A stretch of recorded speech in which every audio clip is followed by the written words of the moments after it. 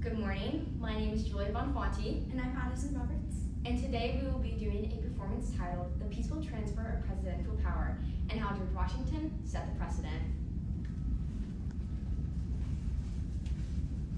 One last time, relax, have a drink with me one last time. And if we get this right, we're gonna teach them how to say goodbye, Julia. you and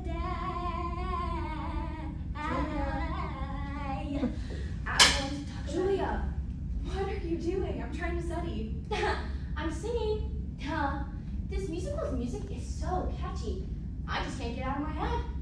Okay, well, shouldn't you be studying too? We have the PQS history test in like 15 minutes. Crap.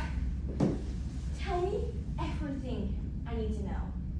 Do you know what President George Washington said? Oh! He was the first president. Mm-hmm. And he made cabinet. And like, Julia, you need to know this stuff. yeah. I have one down though.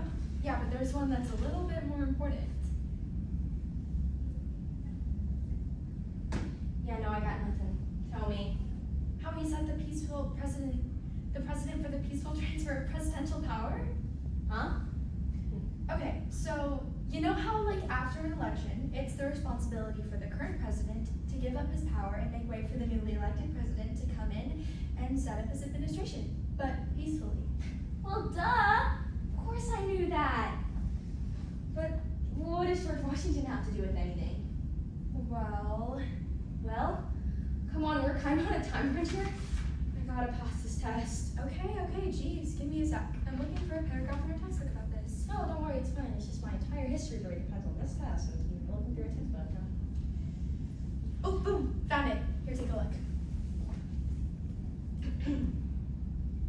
And after George Washington had served for 2 terms, instead of choosing to run again, he decided to step down and make way for a newly elected president. Okay? Therefore setting a lasting precedent that would be followed by every president until FDR. So, George Washington gave up power. But why is it so important that it happens peacefully? It's so important because it's a foundation of our democracy. Even during times of political tension, a president can fulfill this duty set by Washington and provide stability to the nation and instill trust in the American people, allowing the nation to continue to be a democratic icon across the world. As President Obama once said, the peaceful transfer of power is one of the hallmarks of our democracy. Okay. So, you're telling me George Washington, by 1, giving up his presidential power, and 2, making sure John Adams could enter office smoothly, he set up a lasting precedent that's still important to this day? Exactly. Yes! Oh, but wait, I still have more questions. Like, are there other examples of the peaceful transfer of power other than George Washington? And why did FDR serve for more than 2 terms, altering another precedent made by George Washington? And how did he not fulfill his responsibility to transfer power peacefully? And when did the transition not go smoothly? And Whoa, hold on. sorry, this topic just has so many parts that play a role in it. So many rabbit holes to fall down too. Don't worry about it. And yeah, absolutely there are more examples other than George Washington. The Lincoln and Jefferson administrations are great insights into the peaceful transfer of power. Really? Yeah. You see, with Jefferson's transition, Jefferson heard rumors that Adams was going to attempt to continue to hold power. But after the brutal loss of the election of 1800, Adams just fled, leaving Jefferson without the former president at his inauguration. Jefferson would then ask a member of the opposing party to swear him in as a sign of peace. Okay, so you're telling me that the absolutely brutal election of 1800 would lead to the peaceful transfer of power in 1801? Exactly. So there's one example of a peaceful transfer of power, but you also have Lincoln's transition. Oh, wait. I think I know enough about Lincoln's presidency to take a pretty good guess on why his is an example for why the transition must be peaceful. Take a shot at it. Okay. So, after the election of 1860, the South started going crazy, right? All of the states started threatening to succeed, and soon they actually would, starting with South Carolina. Lincoln also had no help from the former administration and President Buchanan due to his terrible and wishy-washy leadership. All of these factors would make Lincoln's the most unpeaceful transfer of power in American history. You got it. Because we saw how terrible that transition was, we understand how important a nice, smooth, peaceful one is. Huh, okay. I think I'm really starting to get it. It's crazy how many examples we can come up with that show just how important this responsibility and precedent really is. I know, right? Now on to your questions about FDR. FDR served for so long because he came into office at the peak of the Depression and World War II happened. So when election time rolled around, he was able to win 4 times because he provided stability to the nation during times of hardship. But by doing this and winning 4 times, he altered a precedent in favor of Washington. Okay. Got it. Are you about to tie it into how it affected the peaceful transition of presidential power? I sure am. Of course you are. Because of Roosevelt's passing in office during his 4th term, Congress passed the 22nd Amendment, limiting presidential terms to just 2. By doing this, it enforces a peaceful transfer because presidents know they can only legally hold power for so long. Wow. It's just crazy how much these really just affect our government. I know.